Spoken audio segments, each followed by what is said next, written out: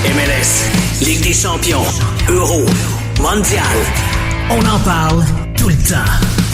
Ben, des fois, on parle de cuisine, mais pas longtemps. Cannes Football Club. C'est la référence soccer à Montréal. Tout simplement les meilleurs. C'est le Cannes Football Club. La poutine du soccer. Bienvenue à tous dans cet nouvel épisode du Cannes Football Club, édition bilan de saison, 23 octobre, c'est tout chaud, on sort du centre Nutrilait, Joe Saputo a donné des kicks dans les poubelles et je suis avec une très très belle équipe ce soir pour discuter des conséquences de ce bilan de saison avec Sofiane Benzaza. Bonjour Sofiane. Salut, bonjour tout le monde. Comment tu vas? Ça va, je suis pas aussi content que toi que les gens se fassent virer, mais c'est bien. Je suis pas content que les gens se fassent virer, je suis content de vous avoir. Commence pas à partir des rumeurs là, c'est sérieux ici. Donc Nilton, bonjour. Hola compadre. Ça va bien tout le monde? Oui, bien en forme. Étienne Boutier, le petit nouveau. Oui, bonjour tout le monde. Ah, mais c'est la première fois qu'on t'entend. Oui, au podcast ici, oui. Vraiment très content de... Étienne qui a fait tous les rapports de la saison et les présentations de matchs, donc on est très content de te recevoir. Mais merci, c'est apprécié, le plaisir est partagé. Mais tu n'es pas la cerise sur le gâteau, parce que non. Fred Lopo. Fred Lopo. Comment tu vas? Comment ça, la cerise? La cerise, c'est le truc que les gens mangent pas. Comment? Non, si t'avais un peu plus de culture littéraire, tu saurais que c'est l'élément qui rajoute au gâteau. Donc, Fred Lopo, le chiffre. Vous allez bien, messieurs? Ça va bien, merci. Oui. Notre capologiste local. un vrai. Mais Lopo, pour t'aider, pour une métaphore italienne pour toi, puis les fans de l'Impact, c'est tu es le parmesan frais sur les pâtes. Voilà. Ça t'aide? C'était pas mieux. Donc, j'ai rien promis. Enchaînons, Sofiane, enchaînons. On va poursuivre sur ce avec la conférence de presse bilan de saison avec une bombe qui n'en est peut-être pas une pour les auditeurs de Couscous Piri Piri. Mauro Biello a été limogé. Première réaction à chaud ou à froid d'ailleurs, les amis, sur le choix de Joe Saputo de ne pas reconduire Mauro Biello. Bon, je vais commencer, moi. Pendant ce silence-là. Je vais dire bienvenue en 2018. Hein. La saison a commencé aujourd'hui. C'est un moment triste, là, comme on disait au début. Là, personne n'est content de voir qu'un staff composé essentiellement de personnes locales ait échoué. Là. On n'est pas content. On aurait voulu qu'ils réussissent. Là. Mais c'était clairement la décision à prendre. Je suis un peu rassuré par les propos de Joey Saputo. On l'a beaucoup critiqué, moi le premier Joey. Mais aujourd'hui, Joey a démontré que lui, il a évolué, il a step up d'une grosse marche. Lui, probablement, est arrivé en MLS là, à peu près à la mi-2017. Sofiane? Regardez, je suis choqué mais pas étonné par le timing. Ok, c'est fait, l'abcès est crevé. Maintenant, qu'est-ce qui a changé entre Joe Saputo qui voulait donner une chance à un jeune staff pour développer quelque chose et Joe Saputo qui nous sort des critères de haut niveau Ligue des Champions? On va en parler après pour dire bye bye Biello. Je trouve le discours intéressant, rempli de fraîcheur et de vérité qui font mal, parce que quand Joe Saputo parle très peu, mais quand il parle, c'est pour dire les vraies affaires. Je suis un peu déçu de ne pas voir l'aventure finir, l'aventure de 5 ans qu'on nous avait promise.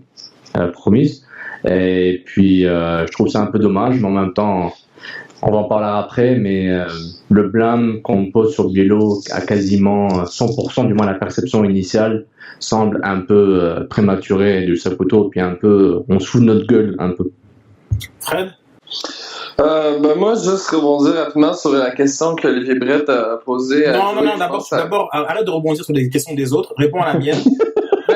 Non, mais ça va amener ma quote parce que ça, j'ai bien aimé quand il a dit les décisions sur les joueurs, c'était Mauro, par la suite, c'était Nick qui faisait le comptable, pas Nick, Adam qui faisait le comptable, puis Nick qui allait chercher ce qu'il y avait sur la liste d'épicerie. Donc, techniquement, si on regarde dès le jour 1, si c'est Moreau qui a fait en sorte que cette équipe-là soit reconduite et qu'elle soit dans cet état-là, je m'attendais à ce qu'elle soit renvoyée tôt ou tard.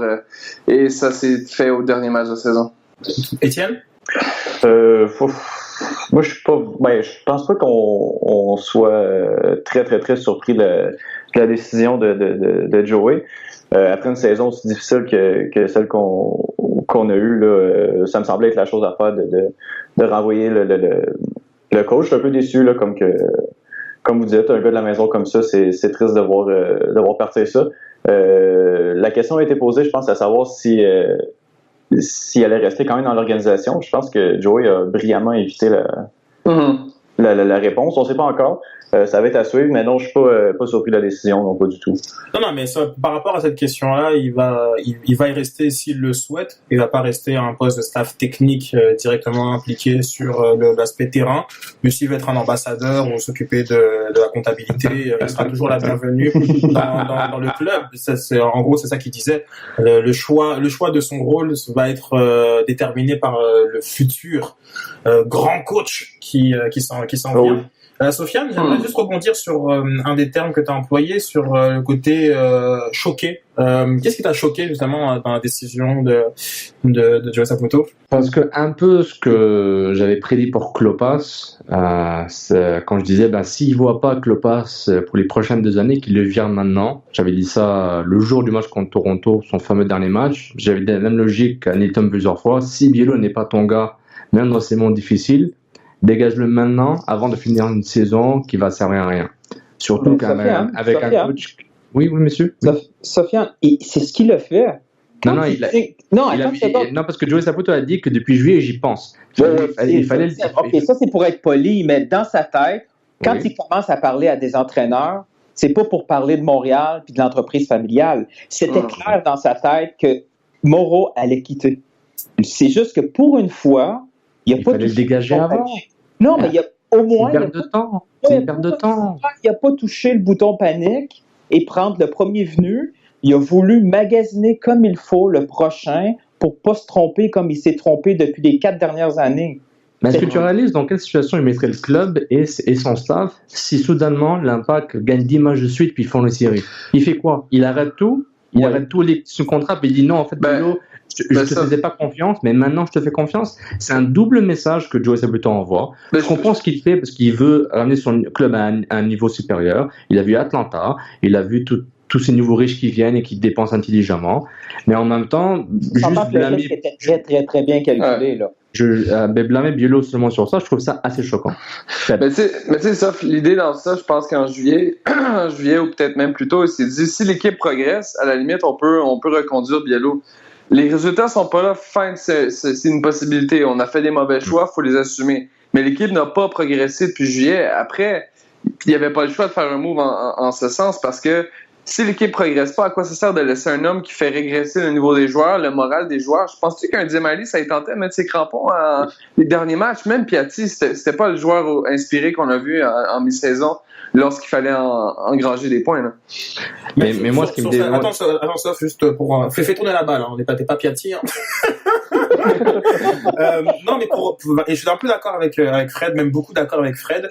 Je suis surpris qu'il l'ait dévoilé, mais il l'a très tôt dit dans son discours que la transparence est l'une de ses valeurs et qu'il veut être le plus transparent auprès de la communauté soccer. Mais là, je fais exactement la même lecture que Fred. Il voulait pas le lundi 23 octobre se dire bon, on commence la recherche, tout simplement. C'est pas plus que ça. Je trouve ça curieux qu'il ait quand même avoué auprès des médias qui s'est mis à rechercher depuis l'été. Ce qui est logique d'être dans une notion de proactivité et qui est finalement très courant dans le foot dans le foot de haut niveau. Mais bon, qu'il l'avoue devant les médias, ça j'ai trouvé ça un peu surprenant. Mais là, il est aussi en mode marketing pour ses amateurs de foot. Là, on s'entend que là, les gens qui veulent acheter des billets de saison, ils veulent acheter des billets d'une organisation sérieuse. Ce genre de discours-là, là, moi, personnellement, ça me plaît.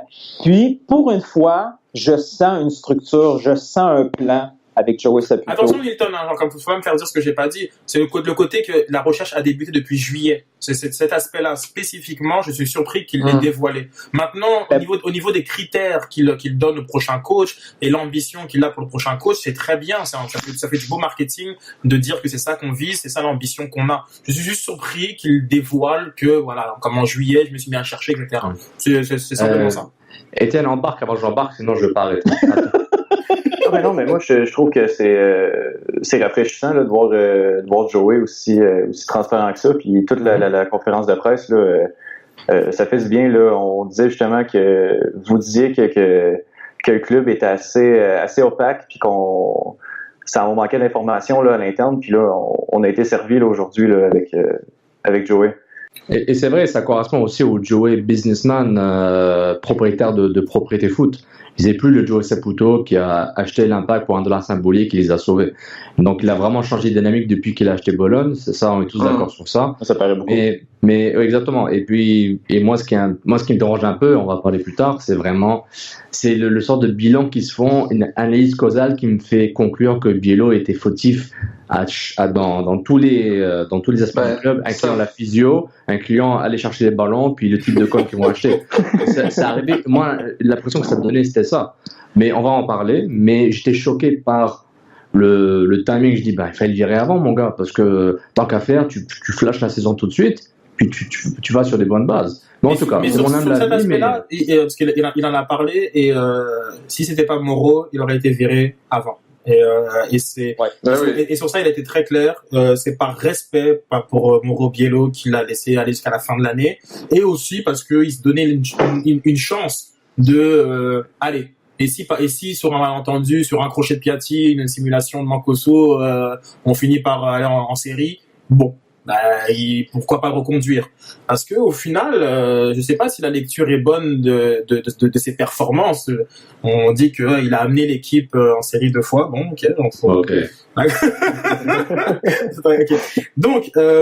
Donc ça c'est ce premier point. On va parler. Je mentionner que le staff aussi est parti, hein, les adjoints et l'entraîneur des gardiens et le préparateur physique. Oui, tout le monde. Jackson. Jason DiTullio, Wilfried Nancy, Jackson et Yannick Girard. Yannick Girard aussi est parti. Tout le monde. Ils font aussi partie de ce nettoyage Joey Saputo. Ça ne veut pas dire non plus qu'ils ne peuvent pas être reconduits avec le nouvel entraîneur. Là. Ils sont relevés de leur fonction. Après, c'est le nouveau qui va décider. Les places sont limitées. Hein. Quand ils sont partis, ils ont été remplacés par 2 gens de l'académie. Ils ont recruté pour remplacer eux. C'est certain. Dernier, il arrive. Les places sont limitées. Les places sont limitées, malheureusement. On change pas. Je pense que c'est un petit peu les problèmes. Les problèmes. C'est un peu plus la marque de commerce de l'Impact. On fait semblant de changer, mais derrière, c'est toujours la même chose. Donc là, je pense que cette fois-ci, entre guillemets, c'est la bonne. Joey Saputo, on dit que Joey Saputo a changé. Étienne, pour rebondir un peu sur tes mots, depuis le Bologne, Nilton, t'es souvent très critique du discours de Joey Saputo. Comme a dit Sofiane, lorsqu'il parle, c'est pour dire les vraies affaires.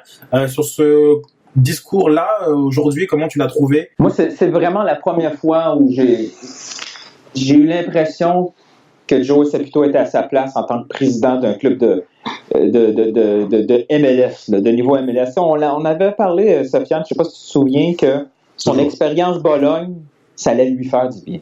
Exactement. C'est un choc culturel. Un choc culturel qu'il avait besoin. Et aussi, il a compris c'était quoi une structure de foot. Que lui, son rôle à lui, c'était de trouver la bonne personne, puis ensuite laisser cette personne-là s'en occuper. Puis on a vu aussi dans ce qu'il a dit, il a fait le petit cachetier de son côté. S'il dit la vérité, il a pris des décisions tout seul, sans contacter personne. Personne ne savait du côté de l'Impact de Montréal au mois de juillet qui était en mode magasinage. Là. Ouais. Donc, lui, il a pris les choses en main. Il s'est dit, OK, moi, mon fameux plan de 5 ans ne fonctionnera jamais avec ce qui se passe maintenant. Il a eu l'humilité de se dire, OK, je me suis trompé, on passe à d'autres choses. Pas un truc intermédiaire quand ça avait été Klopas, là. Oh oui, il nous faut un peu d'expérience européenne à saveur américaine. Non, là, il a vraiment foutu tous les papiers à terre et a dit, tant pis, je recommence à zéro, probablement avec la façon qu'il aurait dû faire dès l'an 1. Mais moi, aujourd'hui, Joey Saputo m'a convaincu. Et puis surtout, il t'a écouté. Il va changer un coach d'épée, comme tu as demandé. C'est sûr que dire autre chose, ça serait un peu idiot. Ça fait à peu près 5 mois qu'on a le même discours. Fred? Moi, c'est vraiment ce que j'ai aimé du discours de Saputo, comme vous l'avez tous dit, la transparence. La seule chose que j'ai un peu moins aimé, c'est encore l'histoire des sous. Vous savez à quel point je suis pointueux sur ce sujet-là. Puis Saputo, il n'a pas réussi à faire abstraction de ça, puis il en a parlé. Il a dit on a le 6e budget salarial dans la ligue, mais on a le 17e. On est 17e en termes de revenus. Et je pense que Joey, à un moment donné, il faut qu'il accepte que, d'un, ses revenus sont en canadien, ce que les autres équipes ne sont pas nécessairement. Voilà. Et deuxièmement, on est dans un marché où les gens vont pas payer 800$ pour aller voir un match. À un moment donné, il faut qu'il s'attarde à ce point-là. Mais oui, je trouve que c'est souvent ça, ces arguments. On l'a vu dans le passé. Si je vais chercher un autre joueur désigné, il faut qu'il remplisse le stade et qu'il soit un bon ambassadeur pour l'équipe. Tu sais, c'est ça un peu. Je sais pas si là, ils viennent de réaliser en disant qu'ils veulent aller à un autre niveau avec un entraîneur. Évidemment, ça vient avec un portefeuille de dépenses différent. Et quand on y a posé la question, est-ce que cette dépense-là était prévue dans tout ça? Je sais pas si vous l'avez vu, c'est un non catégorique. Il n'a pas aimé ça. On a vu que merde, tu sais, c'était pas quelque chose auquel il voulait vraiment s'attarder, mais là, il voit qu'avec la progression des équipes à l'extérieur de l'Est, notamment dans l'Ouest, ils sont améliorés excessivement au niveau de la façon de jouer. Je pense qu'il a réalisé qu'il fallait qu'il sorte les gros dollars. Étienne, est-ce que c'est un discours qui t'a plu ou la transparence en termes de oui. Ben oui, ça comme je dis, je ne vais pas trop me répéter, mais oui, ça fait vraiment du bien de voir Joey aussi transparent puis franc que ça. Là. On avait besoin avec la saison qu'il y a eu là, de voir Joey comme ça. Oui, vraiment très content. On parle de responsabilité, on va aller à d'autres étages du bureau. Est-ce que Biello est vraiment responsable de la situation? Est-ce qu'il y a d'autres personnes qui auraient dû être réévaluées? Oui. Si je peux commencer sur ça, c'est que moi, je suis d'accord avec vous par rapport au discours et aux propos. C'était comme un vrai président qui se prend en main, qui prend la chaloupe, le navire, puis dirige vers la bonne direction. Et la seule partie qui m'a vraiment dérangé, puis si on avait parlé plutôt aujourd'hui en off, tu m'as convaincu, après je suis déconvaincu de ça, en partie. C'est que, implicitement, Joey Saputo nous dit que, en fait, c'est la faute à Biello, tout ça. J'avais l'impression que Biello faisait le recrutement, que Biello, il était coach, il était scout, il était aussi préparateur physique, tout. Et il me donnait l'impression que 100% était sous la houlette de Biello. Moi, je n'y crois pas. Je suis prêt à donner 50, 60, 110 si on veut, pourcentage de blâme sur Biello, si c'est lui qui a vraiment, qui s'est dit, comme on s'est dit moi et Nilton en janvier, Bernardello, Donadel dernier, Belangoyet, Malas et Ndjemali en juin, ouais, c'est correct comme milieu de terrain pour essayer d'aller pour gagner la coupe. Je dis, si c'est Biello qui a dit non, je suis bon avec ça, oui, il est vraiment mauvais. Mais je pense qu'il y a Adam Braz et Andy Santis qui font partie de ce groupe-là. Mais si vraiment l'ère Impact, la nouvelle ère qui a commencé avec Biello, qui donne le plein pouvoir à un coach comme un manager à l'anglaise, qui décide de son recrutement et qui envoie juste une liste d'épicerie, si c'est vraiment ça, puis on garantit que c'est ça, ok, Biello est mauvais.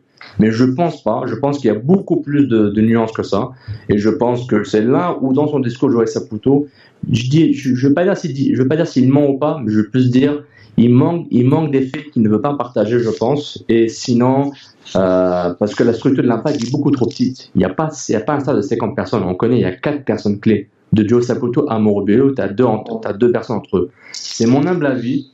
Tout le reste était parfait, mais le fait qu'on implicitement on envoie le blâme sur Biello à 100%, je ne suis pas d'accord. Moi, Sofiane, j'ai un peu de misère à te suivre là-dessus parce que Biello, c'est le responsable entièrement de l'équipe qui est en place là. Peut-être pas dans les détails, ok, mais le plan 2017, c'est Biello qui l'a établi. C'est lui qui a décidé que cette équipe-là était suffisante pour aller en série et espérer un push en série. C'est Bielo qui a passé les commandes pour obtenir les joueurs. Alors, oui, peut-être que les joueurs obtenus, c'était pas les bons joueurs, mais peut-être qu'il n'y en avait pas de toute façon de meilleurs joueurs disponibles. Quand on regarde les transactions qui ont été faites par Braz, il n'y a pas d'aberration non plus. Quand on regarde le travail fait par DeSantis pour amener Blairin, il n'y a pas non plus d'aberration, mais la reconduite là, de Mancuso est décidé que le duo Jackson-Mancuso était suffisant, qu'à droite, espérer un Romero disponible à partir du mois de, mars-avril, puis que finalement, il était disponible en septembre.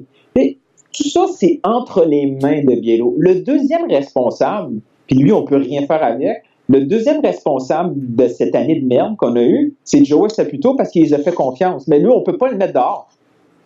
C'est lui qui a fait confiance, puis qui les a crus, parce que il l'a dit en conférence de presse, j'avais des doutes sur la capacité de cette équipe-là en 2017 sans changement, mais on m'a assuré que c'était suffisant.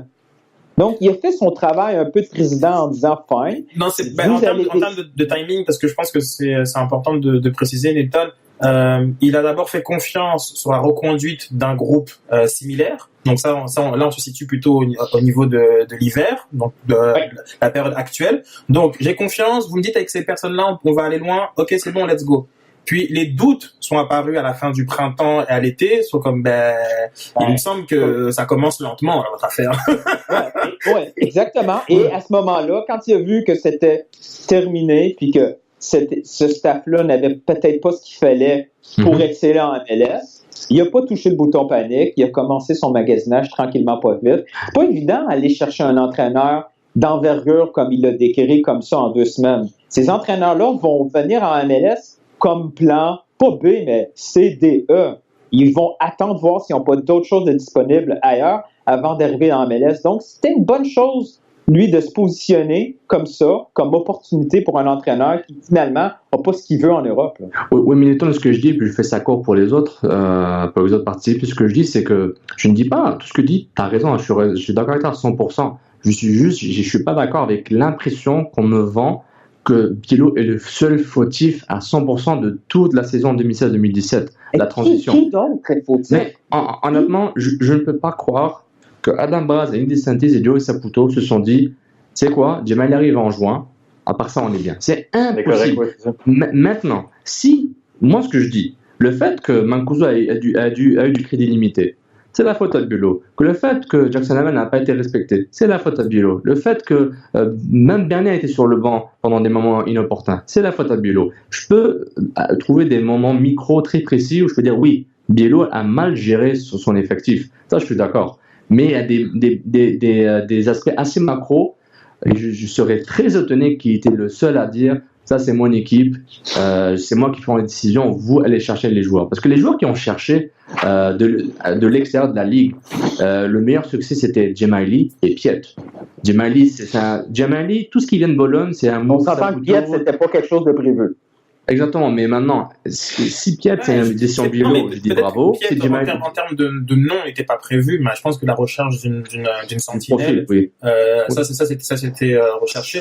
Mais parce que là, on est sur le côté de la responsabilité, et c'est très intéressant parce que si je me fie un petit peu aux commentaires qu'on a sur la page Facebook du CAN FC et sur notre Twitter, on aurait, enfin, notre communauté aurait aimé que d'autres têtes tombent. Puis, comme a dit Sofiane, l'organigramme il n'est pas très grand. Là, on parle de Nick DeSantis et d'Adam Braz. Donc, moi, j'aimerais vous entendre sur votre perception du rôle de chacun et en quoi, selon vous, les faire sauter, malgré qu'on sait qu'on parle de foot fiction du côté de Nick DeSantis.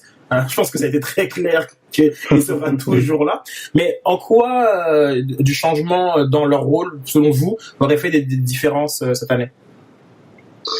La première chose, là, il faut pas être naïf, c'est les dollars disponibles. Là. Ils ne pouvaient pas aller chercher des joueurs de grand renom puis dépenser. Tu sais, je regarde les équipes là, cette année dans l'Est qui ont fini dans le top. Là.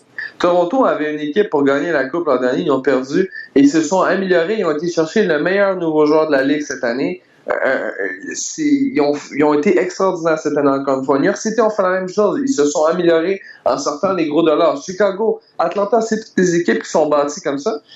Donc, premièrement, comme je l'ai dit il y a quelques mois, les dollars disponibles que Joey a donnés à son staff, si c'est Biello qui est en charge de fournir une liste d'épicerie à Braz et à DeSantis, il y a un problème. Et je pense que c'est un manque de vision de cette équipe-là. Je suis pas prêt à mettre le blanc sur une personne en particulier, mais c'est un manque de vision de voir que la Ligue a évolué, que les joueurs, toutes les équipes qui se sont améliorées, qui ont été chercher des joueurs plus jeunes, plus rapides, oui. et surtout des joueurs qui savent jouer au ballon, ce que l'Impact a été chercher, a conservé des gars. Ils pensaient qu'avec Salazar, ils allaient faire les playoffs. Non, mais les gars... Oui, la réponse est oui. Mais la réponse évidemment non. Mais Neil, la réponse est non. Mais techniquement, ils sont contents d'avoir gardé 10 joueurs des 11 titulaires de la finale de l'Est de 2016, et à ce noyau-là, on y ajoute Dzemaili et Piet. Continuité. Pardon? Continuité. La logique, et justement, la logique est dans la continuité, mais comme de renforcer cet effectif. Sur papier, cet effectif-là, il est pas meilleur que celui de l'an passé? Non, il y avait Drogba, il y avait l'effet Drogba durant la saison. Oui, mais durant la saison, il a fait les Drogba, puis il y avait l'effet, ils étaient dans la merde en fin de saison, puis ils sont arrivés juste, puis ils ont eu l'émotion avec eux. À chaque fois, c'est l'émotion. Okay. Donc, du moment que c'est devenu rationnel, c'est là où ça merde. Et je blâme Biello pour ça, par rapport à son manque de vision, par rapport du jeu de l'équipe.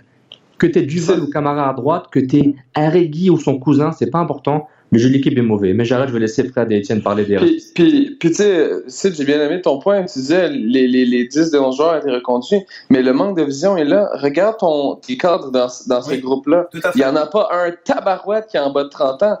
Automatiquement, ces gars-là, tu as juste un an au compteur. C'est automatiquement des joueurs qui sont supposés d'être moins performants au fil que le temps passe. Ils ne sont pas à leur apogée de leur carrière. Ils sont tombés en amour avec leurs joueurs. C'est juste ça.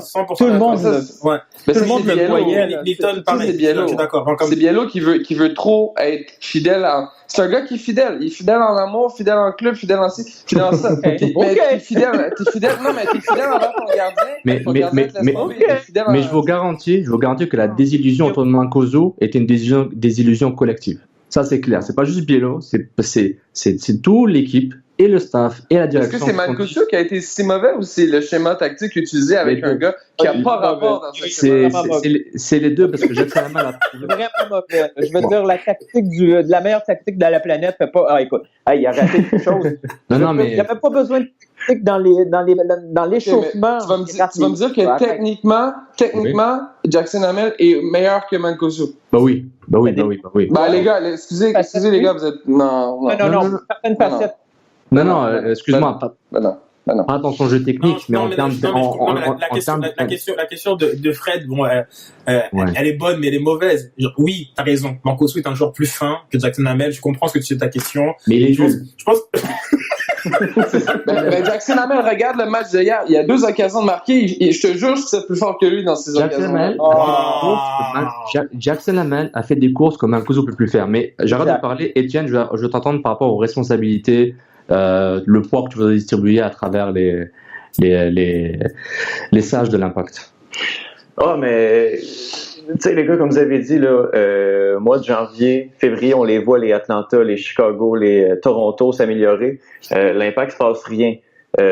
Oui, peut-être que Mauro a une responsabilité, mais je peux pas croire qu'il y a personne qui a levé le flag et qui a fait Mauro, je pense que ça marchera pas là, cette année avec les joueurs qu'il y a. S'il y a personne qui a fait ça, fine. Non, mais ce flag-là, Étienne, ils l'ont fait.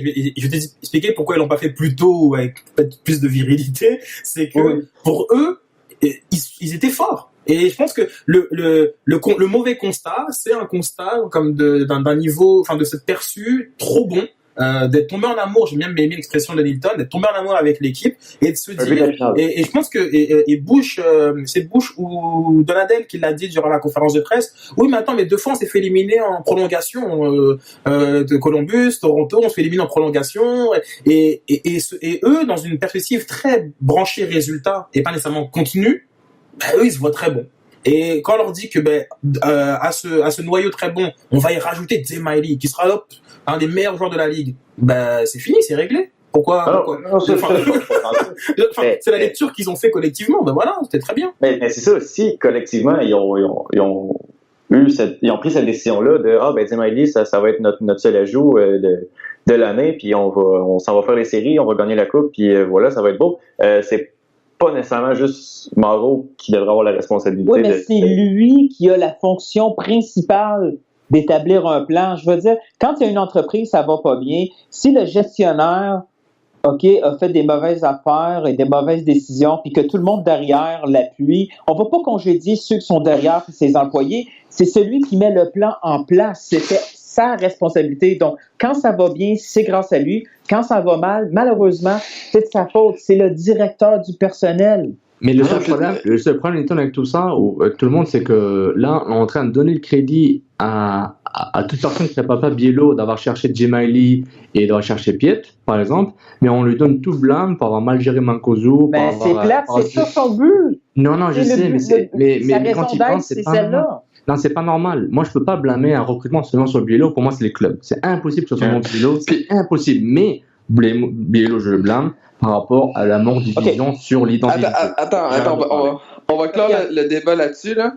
Est-ce que vous vous rappelez du PowerPoint de Biello? Est-ce qu'il a suivi son plan? Non! Non, mais sérieux, mettons qu'on sort. Disons on laisse Étienne parler là. Il faut laisser Étienne parler là. Vas-y. Non, mais tout ce que j'ai à dire sur ce point-là, c'est que oui, Mauro, c'est peut-être lui qui a dit en premier, ouais, c'est chill, ça va aller, mais il peut pas être le seul responsable de ça s'il y a personne qui a rien dit. Mais oui, c'est toujours. Mais Étienne, arrête de parler. C'est toujours gris, c'est toujours collectif, on le sait. Mais au bout d'un moment, il faut couper des têtes. Et c'est la tête de Biello qui est partie. C'est vrai. Peu importe c'est où, peu importe où ça se joue. MLS, Ligue des champions, Euro, Mondial. On en parle tout le temps. Dit comme ça fait vraiment bien, mais en vérité, on parle surtout de l'impact. Cannes Football Club, les pionniers du podcast soccer. C'est la référence soccer à Montréal. Tout simplement, les meilleurs. C'est le Cannes Football Club. La poutine du soccer. Mais moi, par contre, il y a un paradoxe que j'aimerais vraiment que vous m'aidiez à résoudre. Adam Raz, il sert à rien, mais donc il est responsable. J'ai du mal à comprendre comment à la fois il peut servir à rien, et tout le monde a l'air d'accord sur ce point-ci, mais en même temps il est responsable de quelque chose. Mais responsable de quoi? Mais de rien selon moi, je pense qu'il sert à rien. Donc, le gars a fait un cours de comptabilité au FSC soir. C'est au pire un salaire de trop dans l'organigramme, au mieux, je sais pas, une personne assez sympa. Moi je pense que c'est la personne qui gère toutes les opérations MLS, que ce soit la gestion du salaire, la gestion du cadre. Il faut que tu aies un gars qui va parler aux équipes pour dire j'ai besoin d'une place internationale, je fais des échanges, qui gère le cap avec la ligue. Il faut que tu aies un contact avec la ligue qui fait ça. Il est directeur technique ou sportif, j'oublie son titre, et j'espère qu'il fait du scouting, j'espère qu'il initie des échanges à la demande du staff, parce que là je mets dans l'hypothèse que Biello est le maître de tout. Donc, il prend la liste d'épicerie de Biello, je vais te chercher un latéral gauche, j'ai ces deux gars-là, tu veux qui? J'espère que c'est Brass qui a dit. Juste fini. Moi, pour là, Brass, c'est celui c'est Biello qui a demandé durant le camp de pré-saison à Floride. En Floride, j'ai besoin de 2 latéraux. OK? Parce que Oyongo est pété. J'ai besoin de 2 latéraux. Tataki. OK, j'ai Wallace et Lovitz, ils arrivent demain. OK. Pour moi, ça, c'est la job de Brass. C'est partie de ses fonctions. C'est comme une espèce d'agent. Mais concrètement, si Braz et DeSantis part aujourd'hui, qu'est-ce que ça change au club? Est-ce qu'il y a du positif qui ne soit plus là? Oui, parce que tu regardes les noms qui sont venus, par exemple, un Divayo, Nesta, Piatti, blabla, toute cette gang-là, ça vient de le gars que Nick connaît. Donc, il n'y a rien de positif à perdre à perdre DeSantis. Concrètement, non. Perdre Braz, là, c'est-à-dire qu'il faut embaucher quelqu'un de la MLS. Mais c'est là que ça devient peut-être. Non, mais je pense que c'est vrai. Le seul vrai impact. Oh, on l'a perdu, hein? Nilton, on l'a perdu, et dans la galaxie Piri-Piri. Je pense que je suis de retour. C'est sûr que c'est Étienne qui m'a coupé. J'ai rien fait. Je m'excuse. J'ai rien fait. Non, mais vas-y, poursuis, Nilton, parce que t'es sur quelque chose qui est assez intéressant, parce que j'ai l'impression là que tout le monde est en train de se craquer sur le fait qu'il faut que Braz il dégage, il faut que DeSantis se dégage, mais j'aimerais comprendre concrètement qu'est-ce que vous attendez de leur départ, et qu'est-ce que vous pensez qu'ils font actuellement. Okay, mais on va dire les vraies affaires. Bielo, c'est un personnage qui est aimé. Braz et DeSantis, on va dire là, pour être gentil, qui sont pas aimés. On va juste dire ça. Wow. Il y a une certaine indifférence. Couscous langue de bois. C'est uniquement à cause de ça qu'on les pointe. Parce que concrètement, le départ de Braz, ça change rien. Ça va rien amener à l'équipe. C'est départir de l'expérience que DeSantis a acquis et toute l'habilité qui s'est créée à faire venir des gens à Montréal. Ça serait ridicule pour le club de s'en défaire. Tandis que Bielo, le changer, il y a un impact automatique et probablement l'impact le plus important qui reste à faire, c'est au niveau de l'entraîneur. Je veux juste rappeler à Nilton. Nilton, je veux juste te rappeler que Bielo n'a pas volé la job à personne. Il a une entrevue, puis ils ont donné le poste. Juste pour être sûr que les gens ne pensent pas que c'est le Grinch. Il a une entrevue, tu penses, entre Vancouver et Toronto, il y a une entrevue, parce que moi j'ai l'impression que c'est un coup de fil avec Didier. Bon, il dégage le grec là. Et puis, non, parce qu'il faut arrêter la mythologie, il n'y a pas eu d'entrevue, hein, c'est tout. Oui, c'est ça, mais j'ai utilisé un terme formel, mais pour dire, Bielo n'a pas forcé la main à l'Impact de donner la job. Ils lui ont fait une belle course en Syrie, Drogba a fait une belle course en Syrie, et Bernier, et Nigel Reo-Coker, que vous voyez l'effet Reo-Coker en Syrie. N'oubliez pas. Est-ce qu'il a signé quelque part? Non. Non, il est dans la marine. Mais donc voilà, mais moi ce que je dis, c'est que un peu comme le pass, où tout le monde avait l'impression que le pass a volé le poste à Bielo, genre c'est le staff qui a décidé. Mais en même temps, je donne la justesse à Joe Saputo d'avoir dit, en fait j'ai fait une connerie, j'ai mis Bielo, pendant 2 ans je me suis fait avoir par les séries MLS, et j'ai compris au fait c'est pas ça. Et puis j'ai besoin d'être beaucoup plus fort en saison, d'avoir un coach d'épée, etc. En tout cas, s'il pouvait clarifier les tâches de Braz, on arrêtait d'avoir un débat sur lui. Les tâches de Braz, Sofiane, tu les as très bien expliquées. Il suffit de voir la tête de Joe Saputo quand il a dit Target Allocation Money, et que ses yeux ont commencé à faire des 8. Tu sens qu'il faut quand même qu'il y ait quelqu'un dans cette organisation qui connaisse les règles de la MLS. Est-ce que c'est le meilleur en ce sens? Mais évidemment que non. Évidemment. Les règles non plus, là, quand même. Là. Il a l'air. Quand il décrit ça, c'est comme si on était en train de parler d'Einstein. Comment? C'est une définition.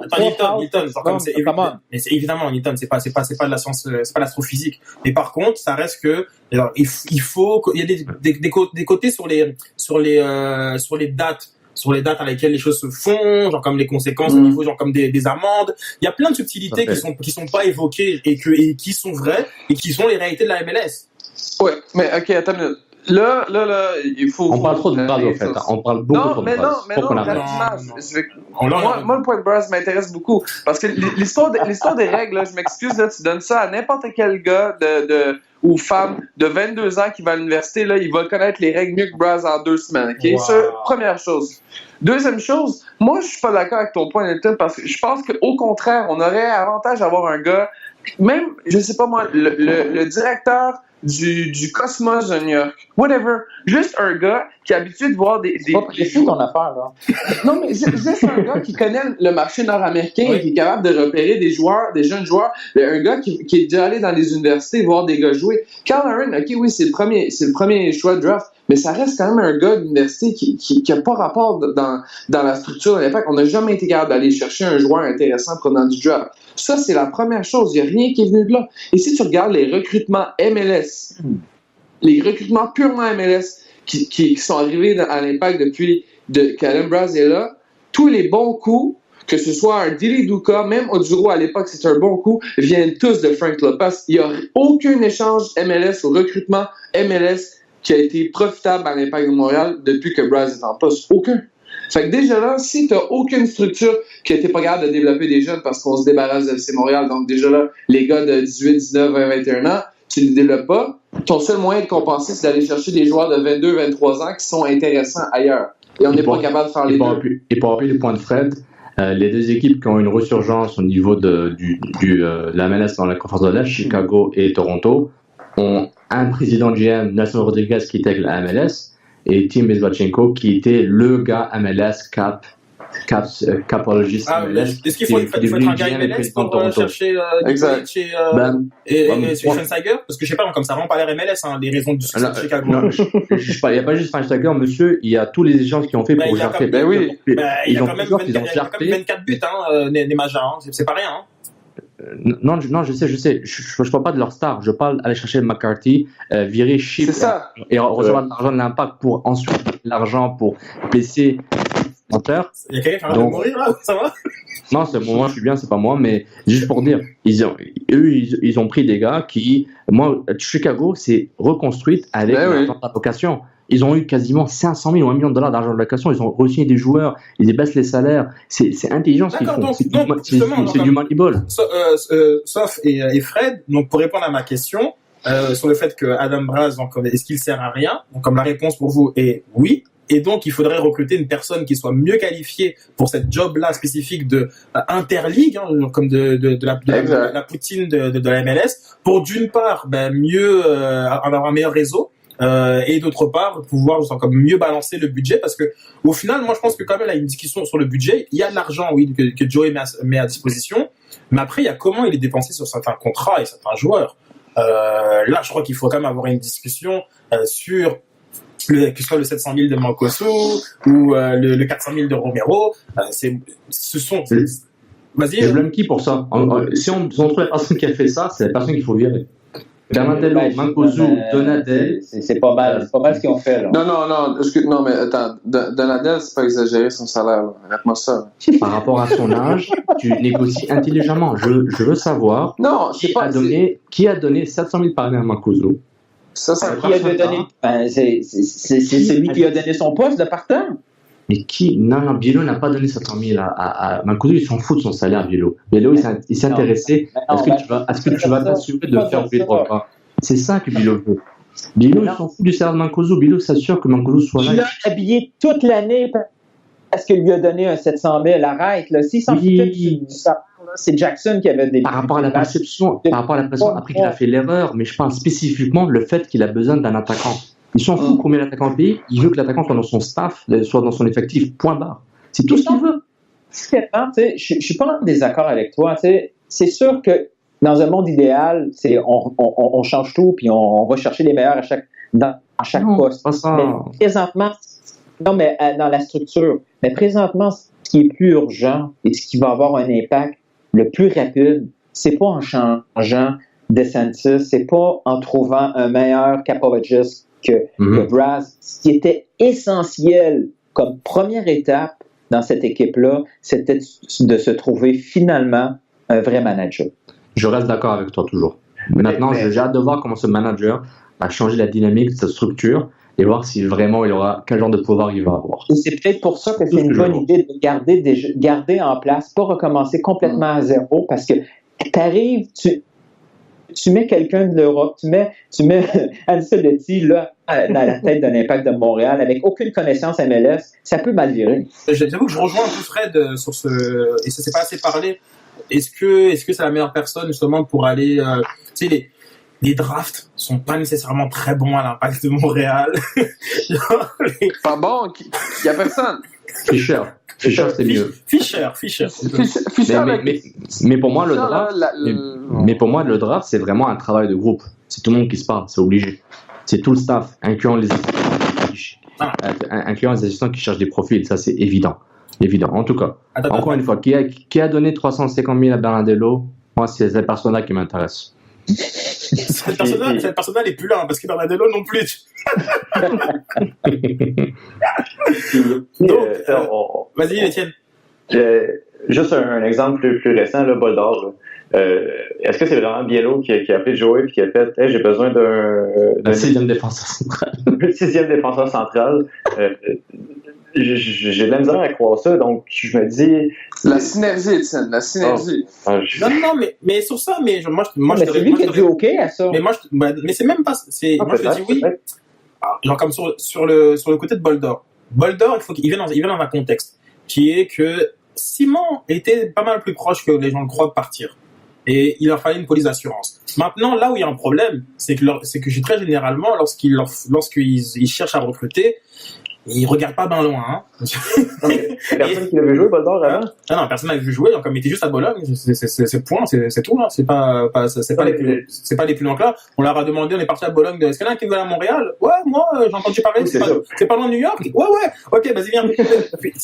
Et là, il y a un problème sur le fait que, lorsqu'il y a des besoins, quelle est la portée de leur réseau respectif pour aller chercher le joueur qui répond aux besoins.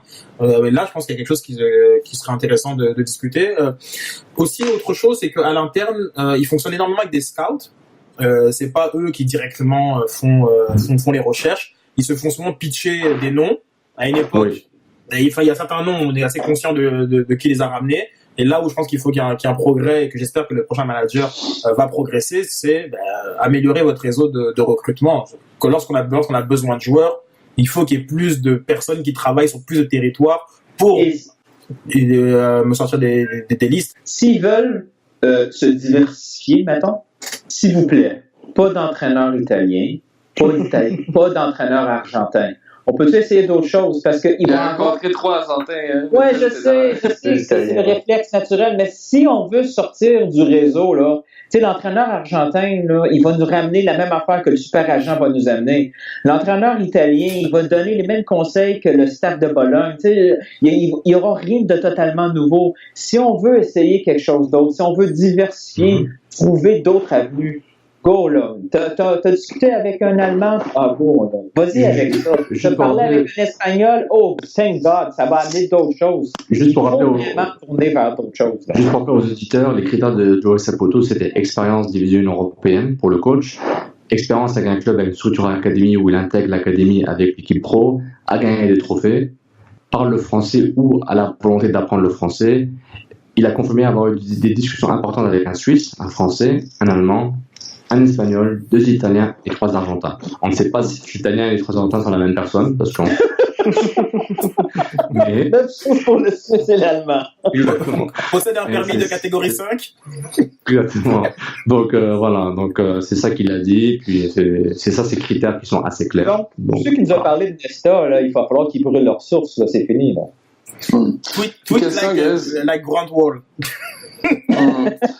On n'en a pas parlé dans la responsabilité tantôt, mais le staff de Moreau cette année, c'est 3 gars qui ont 0 expérience ailleurs que dans le niveau mineur. C'est vrai. Jason Tullio, Wilfried Nancy et Jack Stern font tous partie de ceux à qui on a dit de prendre leurs affaires. Est-ce que ça aussi, c'est peut-être une mauvaise lecture de la part de Mauro Biello, peut-être? Ben, si toi, t'es pas confiant, tu sais, le gars, il y avait quoi, 6 mois dans le corps comme entraîneur en MLS, puis tu vas te faire conseiller. Je dis pas que les gars sont pas qualifiés, mais c'est quand même des gens qui proviennent du niveau mineur. Oui, ils viennent du monde amateur, mais ça, on le savait, le risque à prendre. Et c'est pourquoi on a cru dans ce projet de 5 ans. Ben, ils vont grandir. C'est un gros risque pour un marché comme Montréal qui veut des résultats demain matin. Mais je pense que le club le savait, mais bon. En tout cas, mais on sait qu'à la fin, c'est les joueurs qui sont en temps responsables en partie, donc voilà. Quoi. On va parler du futur coach. Ce podcast sera vraiment juste consacré à côté technique. On en fera un autre. On va aller sur les joueurs. Ce futur coach, est-ce que c'est quelque chose? Le fait qu'il ait gagné en Europe, est-ce que pour vous c'est quelque chose qui est important d'avoir comme critère? Est-ce que vous n'êtes pas surpris justement qu'il n'essaye pas d'avoir un coach qui connaît la MLS? Moi, je suis choqué qu'il ait dit qu'il a parlé avec personne des États-Unis. Je trouve ça assez choquant et un désaveu un peu à sa façon en disant indirectement. Il n'y a pas beaucoup de solutions aux États-Unis non plus. Là. On ramène Klopas? Ouais. Non, mais on fait le tour rapidement des options américaines / canadiennes. Donc, c'est pas, pour moi, c'est pas extrêmement choquant. Sa quote sur les titres, il a peut-être sorti une fois qu'il sait à qui il a parlé, puis il va l'utiliser en tant que véhicule promotionnel en disant tel joueur, tel entraîneur a gagné ça.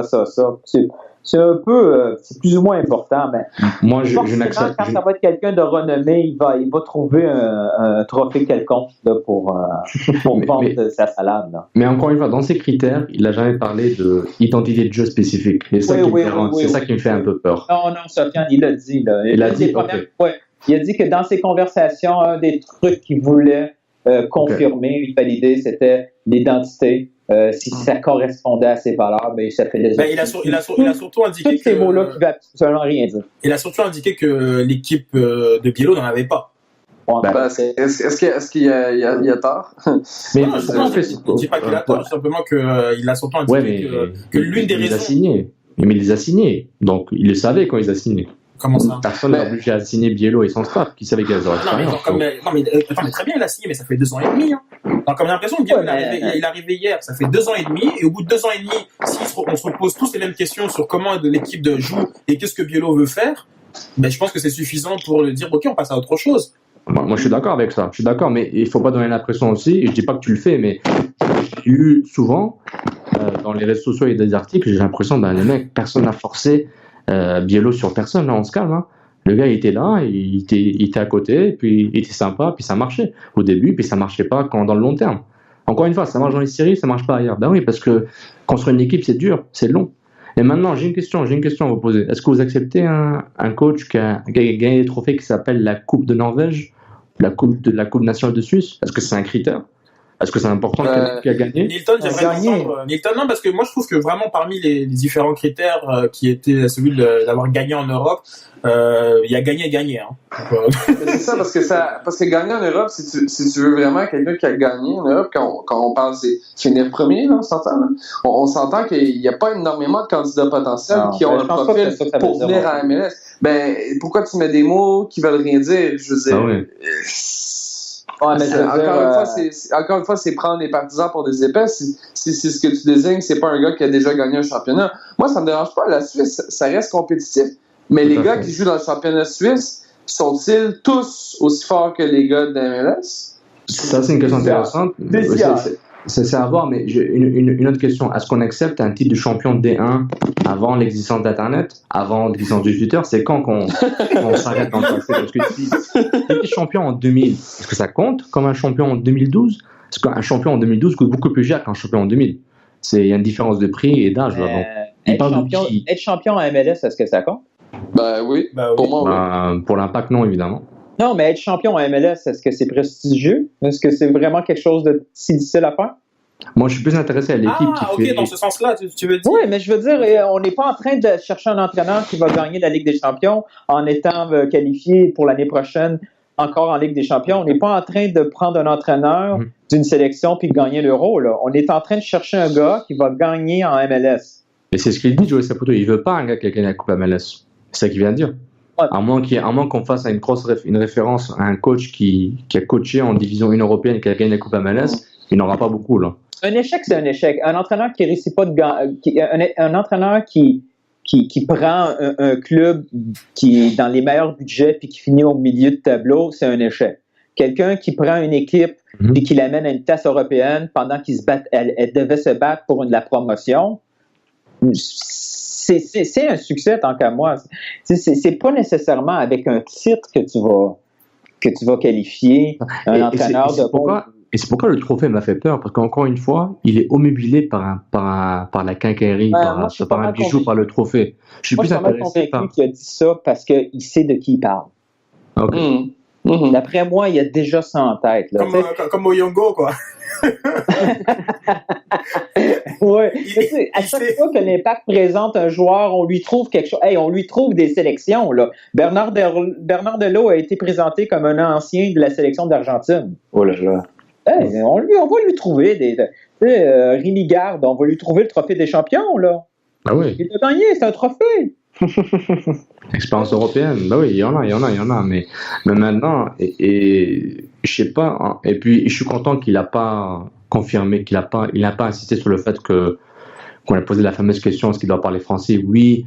C'était drôle ce moment quand même. C'était drôle parce qu'il a dit oui. C'était la question enregistreuse. On repasse l'enregistreuse à chaque fois. Ouais, c'est la question marché Québec. Il est lourd ce gars-là, Philippe Quentin, mais il y a que sa question, il est lourd, il est vraiment répétitif. Puis, moi, je suis content qu'il ait dit, parler français c'est important, mais il faut qu'il ait la volonté d'apprendre français.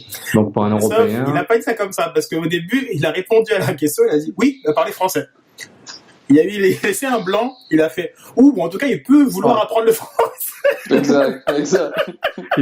Il a pensé au pré-contrat qu'il a signé avec le gars. En fait, à ce moment-ci, il s'est rendu compte que son choix ne parlait pas français, mais avait dit qu'elle allait prendre des cours. Est-ce que José parle français? Est-ce que José parle français? Je ne me rappelle plus.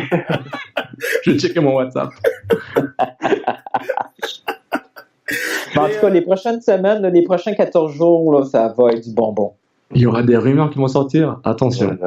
Ça va être le mercato coach de fou. Vous imaginez si... Là, on assume que Joey a quelqu'un dans les plans. Oui, c'est presque fait. Là. Je pense qu'il y a un top 3 déjà. Mais là, le problème, c'est qu'en Europe, ça bouge. Là. Si c'est dans des gros noms, là, il voit le congédiement à Everton comme une mauvaise nouvelle. Il dit « Ah, merde, s'il faut en plus qu'il se fait... » Il est mieux de se dépêcher, là. Et puis, moi, je suis curieux. Toi, Fred, tu penses que il n'est pas trouvé encore? Ben, l'idée dans ça, c'est que si tu veux redonner confiance à tes partisans, le discours d'aujourd'hui est-il suffisant pour remettre les pendules à l'heure avec les gens qui ont peut-être abandonné en fin d'année? Je sais pas. De saison. Ben, tu vois, je ne sais pas parce que nous, on sait ce qui s'est tramé dans les dernières années. On n'est pas des nouveaux partisans. Il y en a plein comme nous. Mais il y en a plein comme nous qui regardent et disent « Montrez-moi du sérieux, puis je vais revenir. » Puis je pense qu'il va essayer de faire un grand coup et bien vendre ce nouveau coach, qu'ils soient un inconnu célèbre ou pas. Puis c'est à eux de vendre leur salade, là. J'ai peur que ce soit du bluff. J'ai peur que ce soit du bluff pour convaincre quelqu'un de l'avoir à rabais. Encore une fois, penser à l'argent. Puis après, il se retrouve pas de candidat, on se ramasse avec un Bruce Arena avec une jambe en bois. Mais non, il peut pas prendre cette chance-là. Il peut pas arriver puis nous présenter, je sais pas moi, l'entraîneur, un entraîneur quelconque. Nomme pas de nom, tu vas fâcher des gens, tu vas fâcher des groupes. Nomme pas de nom. Dis pas de pays. C'est time, là, on n'est pas si mal avec ça. Je pense qu'on a des chances d'offusquer personne là-dessus. Vous autres, avez-vous des idées en tête? Avez-vous un petit feeling? Je pense être Paul Le Guen Rémi-Garde, je pense. C'est les deux noms qui me reviennent, puis c'est les deux noms qui me reviennent. Un souhait ou plus un... Non, je sais pas pourquoi, parce qu'il parle d'académie, donc je me dis c'est vraiment un français ou un allemand ou un espagnol au niveau académique. Allemand, il n'y en a pas tant que ça d'allemand, hein? Oui, je sais, mais c'est peut-être un inconnu célèbre, qu'on connaît son nom, mais on n'est pas sûr c'est qui. Un allemand qui veut parler français, ouf! Oh, ça s'apprend. Un flamand, là. Dans les Europes, dans les Europes, ça s'apprend les langues, mais j'ai l'impression que dès qu'elle parlait de l'académie, il a insisté beaucoup. Je me dis, je pense à Lyon, je pense en espagnol, je pense à des petits clubs espagnols qui font ça. Les Italiens, bon, sont bons avec les académies. Peut-être quand tu parlais de l'académie, c'était d'insérer et de développer, comme on a déjà eu cette conversation-là, l'entraîneur, son rôle doit aussi faire en sorte que les gars qui sortent de l'académie se développent, puis qu'ils soient conscients que tu n'auras pas 11 internationaux avec un banc de 5 internationaux. Tu vas en avoir des gars d'académie, Exactement. des gars de faire confiance. Donc ça, c'est assez vague. Il n'y a pas un entraîneur qui va dire non dès le départ, lors de l'embauche, pour dire non, tu sais, ton académie, tu as mis 2 millions par année, je m'en fous. Et tous les entraîneurs vont dire que c'est important. Mais là, est-ce qu'il va chercher un coach en lui donnant du temps de la patience, ou est-ce qu'on a encore un mandat de 2 ans, puis avec 1+1 option, est-ce qu'on a vraiment un contrat de long terme, on se dit, on va travailler. Attends, mais Sofiane, parce que j'ai l'impression que tu sous-entends que Biello a pas eu le temps de mettre en place ces choses. Ça fait. Si. Non, si, attends, non. Biello, c'est fini, là. Moi, j'ai fait la coupure, merci, au revoir. Je parle vraiment de, est-ce qu'il va vraiment faire du. T'as fait ton deuil depuis ce matin? Ouais, j'ai pu digérer et tout, là. Mais est-ce qu'il vraiment, il va faire du court terme, puis faire un recrutement massif, bling, puis dire, gars, fais-nous gagner à la Chalibom avec un nom beaucoup plus intéressant, plus huppé, ou est-ce qu'il va vraiment faire du long terme, chercher un coach qui est aussi éducateur, qui est aussi formateur, qui est aussi professionnel, qui est aussi gagnant. Tu sais, un club, là, c'est sa structure, là, tu sais, t'auras pas Arrigo Sacchi à chaque fois, là. C'est vraiment, il faut que tu fasses des choix. Et je suis curieux de voir quel est le profit qu'ils vont chercher. Ah non, je suis d'accord, mais... C'est plus ça qui m'inquiète un peu ou qui me rassure. On verra dépendant du choix et du terme. Et vous, Fred, Étienne, avez-vous des noms en tête? Des noms, non. Puis même une expérience. Oui, c'est clair que le Joey vise une expérience européenne, des trophées européens. Un coach qui a une visibilité, qui a une vision pour le club. Après ça, le nom, que ce soit un coach d'épée ou un nom un peu moins connu de la scène européenne, ça m'est assez égal pour le coach. Moi aussi, c'est con, mais je suis tellement indifférent face à ça. Je sais pas. Je serais vraiment curieux de savoir c'était quoi l'exercice que Atlanta a fait avec Tata Martino, qui, pour nous, à MLS, c'est un gros nom, mais on va se le dire, c'est pas... Oui, en Europe, il a fait 1 an, il a dû passer toute sa carrière en Argentine surtout. C'est pas un gros char, là. Tu sais, c'est pas... Oui. Peut-être, à mon avis, peut-être Rémi Garde a peut-être un plus gros CV. Mais ce qu'on espère que Joey Saputo recherche, c'est un coach qui a des idées. Et on voit les nationalités qu'il cherche, à part les Suisses. On va faire semblant qu'on connaît tous les Suisses, là, à part le coach de Nice. Mais c'est vraiment pour dire, il va chercher des nationalités qui ont des idées de jeu. L'Argentine, il y a les écoles. L'Italie, il y a les écoles. Un Espagnol, c'est formateur. Il veut jouer le jeu. L'Allemand, c'est une vision spécifique. Et puis, sans faire de xénophobie ou de racisme footballistique. Ce que j'ai trouvé assez intéressant, justement, à ce questionnement du coach européen qui a été demandé à Donadel. Tu sais, le coach européen, c'est pas de différence européen et nord-américain. Et puis, tout de suite, il a dit, mais européen, ça veut rien dire. Il y a des coachs italiens qui sont très, très différents, des coachs français qui sont très, très différents, et qu'on est sur le rapport humain. Et je pense que Joey, quand il parle d'Europe, pour lui, c'est comme un label qualité. Et, mais moi, je vois une différence. C'est un adjectif fourre-tout, là. Exactement, c'est un adjectif qui veut dire, un bon coach. Puis, puisque les meilleures ligues du monde sont en Europe, coach d'expérience européenne. Mais après, l'Europe c'est vaste. On a eu un beau débat sur la Coupe des Nations avec Julien. Il y a 55 pays dans l'UEFA et tous les pays se valent pas au niveau de la qualité de jeu. Donc, je pense que c'est plus un label qualité qu'autre chose qu'une nationalité. Mais attendez, il y a aussi l'aspect préparation. La préparation, par exemple, en Italie, c'est pour nommer que ces pays-là, c'est comment je peux améliorer mon équipe pour essayer d'avoir un meilleur résultat le prochain match. J'ai l'impression qu'en MLS, ils regardent l'adversaire, comment on va réussir à les battre. Je trouve que c'est pas nécessairement la même mentalité. Si tu regardes les points faibles de l'Impact de Montréal, il y a rien qui a été amélioré au fil des années. Et je pense que c'est peut-être ce petit côté-là qu'on irait peut-être chercher avec quelqu'un qui a une approche de la préparation un peu différente. Parce que les lacunes de l'Impact de Montréal, on le sait, on en parle, c'est toujours les mêmes, ça a toujours été difficile. Et je veux juste amener un dernier point. Attendez-vous pas là, que Joey va casser sa tirelire puis il va devoir vendre des actions de Saputo, là. La majorité des si on regarde juste en Italie, le coach qui gagne le plus cher, là, c'est 3 millions d'euros. Après ça, là, ça descend à 1 point quelque chose, puis il y en a beaucoup qui sont sur 1 million de... C'est pas énorme, là. C'est pas énorme. Aller chercher un entraîneur à 500-600 000, là, c'est quelque chose de très possible et je suis certain que la majorité des entraîneurs à MLS gagnent plus ou moins ça. Donc, attendez. Là, Joey il va sortir le 7e chiffre, là. Peut-être, mais il y a combien de candidats dans le monde qui peuvent se permettre de dire moi je vaux plus de $1 million US. Il y en a quoi, 50, 70 actuellement qui sont disponibles? Ouais, puis ceux qui sont intéressés, c'est encore plus petit, c'est sûr. Là. Moi, vraiment petit. C'est pour ça que Quoi? moi, là... Tous les joueurs du monde et regarde... tous les coachs du monde ne veulent pas venir à Montréal? Comment ça? Non, C'est à cause de la neige puis les taxes. Moi, il y en a un que je regarde du coin de l'œil, là, puis c'est basé sur absolument rien à part le feeling, mais 40K, là... Ouais, j'ai aimé quand t'as parlé de lui, c'est un bon choix. Il cadre vraiment beaucoup dans ce que Joey a dit, son background MLS. Il a déjà joué pour Colorado. Ça peut vraiment convaincre Joey qu'il part pas de zéro. C'est un jeune, c'est quelqu'un de structuré. Bizarrement, c'est quelqu'un qui est connu pour être très structuré au niveau défensif. C'est sa priorité dans le jeu. Quand tu présentes ça aux partisans en disant que c'est l'ancien assistant du Real Madrid qui a appris tout ça avec José Mourinho, ça peut faire taire une couple de personnes. T'étais-tu là quand ils ont fait l'entrevue ou quoi? Vous le direz ça après. mais c'est un bon point on va conclure sur la question des salaires. C'était un bon point. Je vous inviterai à regarder la liste des salaires des coachs à la Coupe du Monde de 2014 et c'est vrai que déjà dès le 10e rang on est en dessous de 2 millions et que les sélectionneurs sont mieux payés que les coachs de exactement. club. Et les sélectionneurs sont mieux payés que généralement. Donc on voit même comme le dernier, le moins bien payé, c'était Miguel Herrera du Mexique à 200 000. Après il y avait Apia du Ghana à 251. La Croatie, Niko Kovac 261.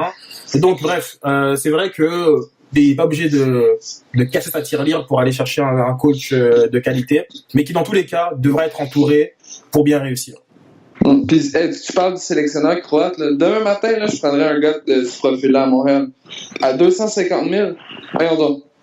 Et puis, on va voir le staff qu'il va ramener avec lui, parce qu'il y aura des assistants. On va voir comment ce staff va avoir des relations avec le staff technique, le fameux trio, le duo plus Saputo. Tout ça, on aura plus tard que seulement. Dès que on sait qui est le coach et le staff, ok, question 2, comment ça va marcher dans les relations avec le staff technique, qui va recruter, qui va faire quoi. Et après, dès qu'on va voir les joueurs qui vont partir et arriver, on va avoir des idées un peu plus claires.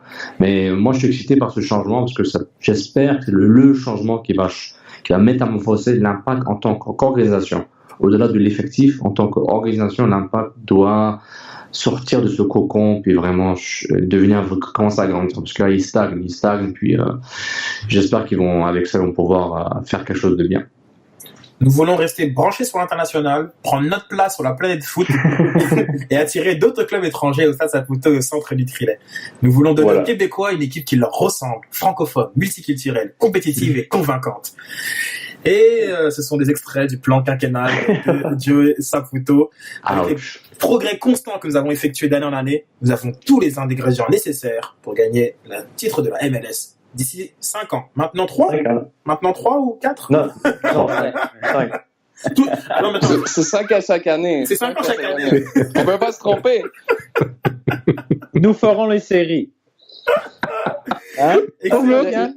Le gars, j'ai bien hâte de voir s'ils vont recycler les PowerPoint de Movo pour vraiment. Bon, messieurs, merci beaucoup pour ce débrief de la conférence de presse bilan. On partira sur le côté des joueurs dans un prochain épisode. En attendant, vous likez, partagez, commentez, laissez-nous des évaluations. C'est très important pour qu'on soit mieux classé sur iTunes ou même sur Facebook. Et envoyez-nous des questions. Je pense partir le bilan Facebook comme j'avais fait l'an passé avec l'évaluation des joueurs. Et on va s'appuyer sur ça pour faire l'évaluation, notre propre évaluation. Donc c'est un petit mot pour conclure. Les gars, merci beaucoup, c'est bon, on se laisse. C'est bien. C'est bien. Oui. Bravo pour ta première, là. Bravo Étienne, c'était la famille là, Étienne. Tu es rentré à la 88e minute un petit peu comme un chat de chaume, mais on sent qu'il y a du potentiel. Ça me touche beaucoup. Techniquement, t'es le meilleur joueur local, donc. C'est vrai. C'est bon. Bon, allez, à la prochaine. À la prochaine. Ciao tout le monde. Cannes Football Club, l'alternative foot.